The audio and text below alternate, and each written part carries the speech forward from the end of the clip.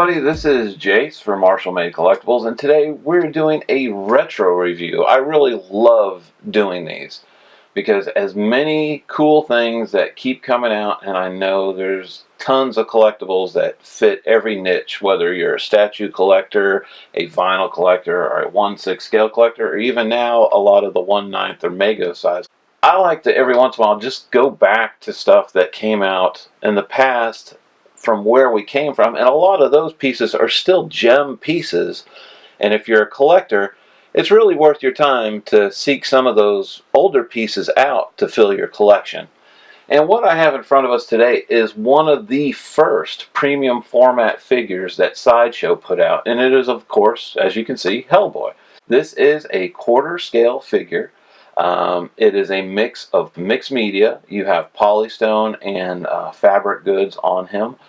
And to me, it is one of the best premium format statues that Sideshow has ever put out. Just from the sculpt to the detail.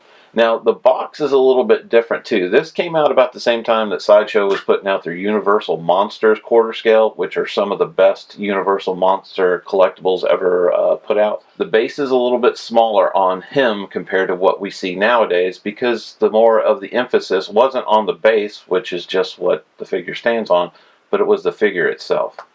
Anyway, the box kind of opens like the newer Hot Toys boxes. It's a shoebox plop design. But on the front, you just have a picture of him with the gun raised. On this side is another picture, almost like the same pose, but a different angle.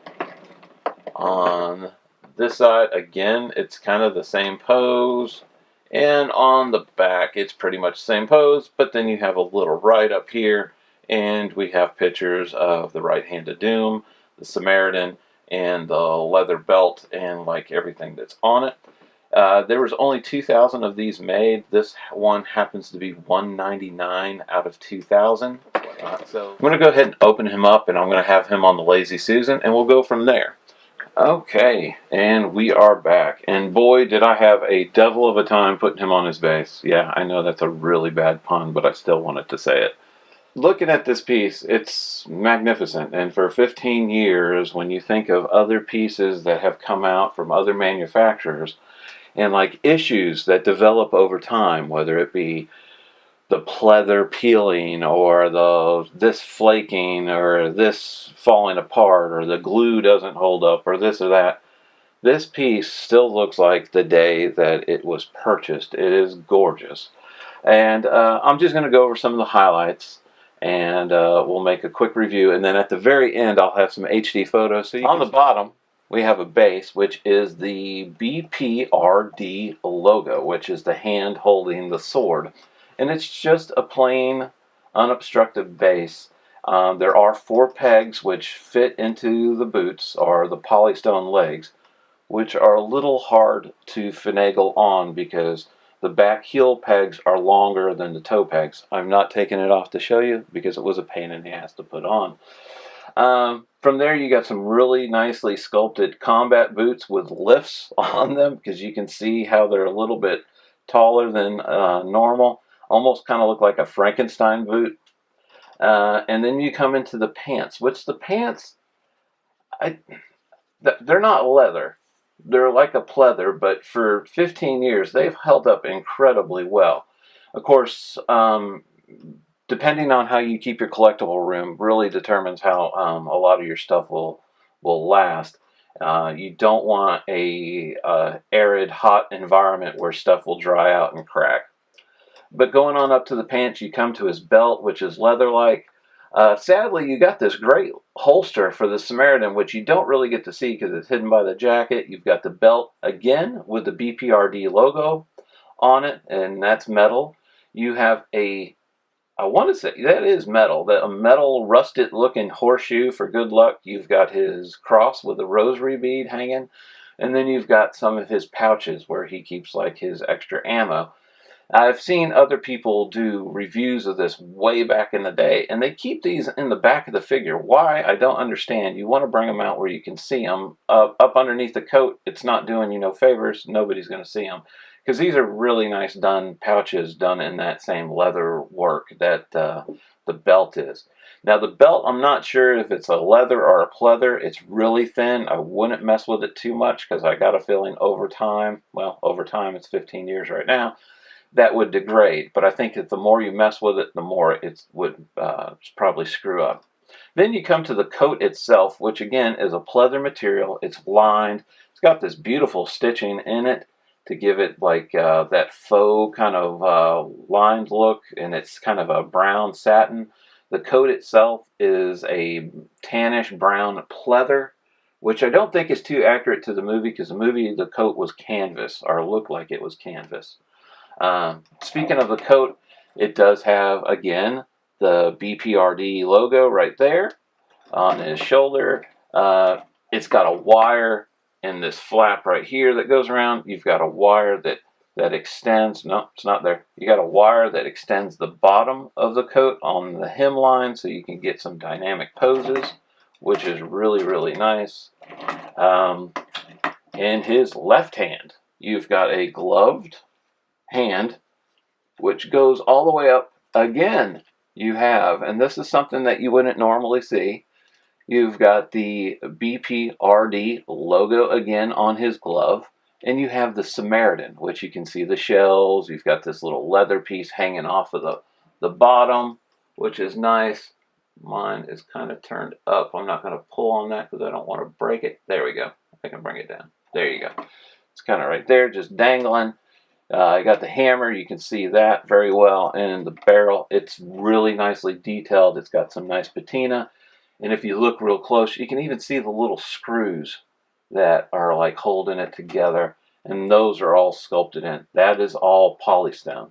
Along with the legs are polystone, the chest is polystone, and the right hand of doom is polystone, as well as the tail.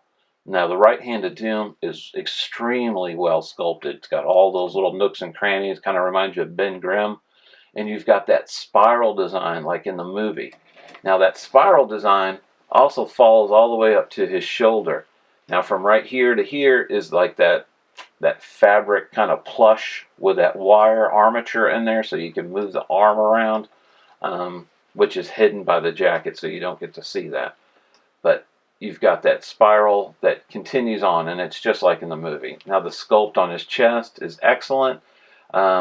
You've got some really nice shading. It's not overdone, but what you can't see on camera, and hopefully it will pick up on the HD photos, the skin is textured. There's like a pores and everything in there that you could really see. And you don't see that a lot in sculptures. A lot of times this is just kind of smooth, but it's kind of, it almost has that texture of skin. Sideshow did really, really good on these early pieces. It's amazing. Which, I mean, this is what kind of launched them. This is what made Sideshow what it is. It was pieces like this that people were just like unbelievable for a company. We never saw stuff like this. Up until that point, Sideshow got into doing like the 12-inch figures, which you saw everything from, you know, the Planet of the Apes, Outer Limits. You even had Get Smart figures and like the James Bond series. And you'd find them anywhere from comic shops to places like Media Play, for those that remember going to places like that. And they would show up and they would be like $60, $70 figures, and we're like, oh, that's so much money. But for the time, they were so far ahead of what anybody else was doing. They kind of paved the road for the modern day collectible. And it's pieces like this that set the road for like premium format and larger collectible statues for people. And to me, this is like one of the first, if not the first, comic book collectible quarter scale that was done in a mixed media of anything. And it just happens to be of one of my favorite comic book characters. Anyway, enough with the history lesson.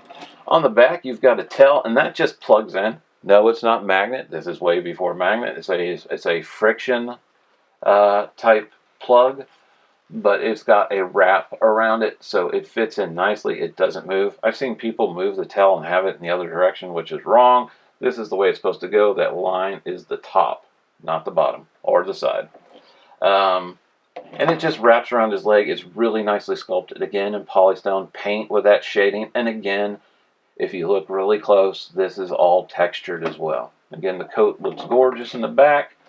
on the back of the head, since we were looking at, you've got a great hairline. It's not perfect. You've got the lines in the back of the neck. You've got his samurai top knot, which I don't think a lot of people realized he had even in the movies, but it does follow along with what he has in the comics, which I think is great.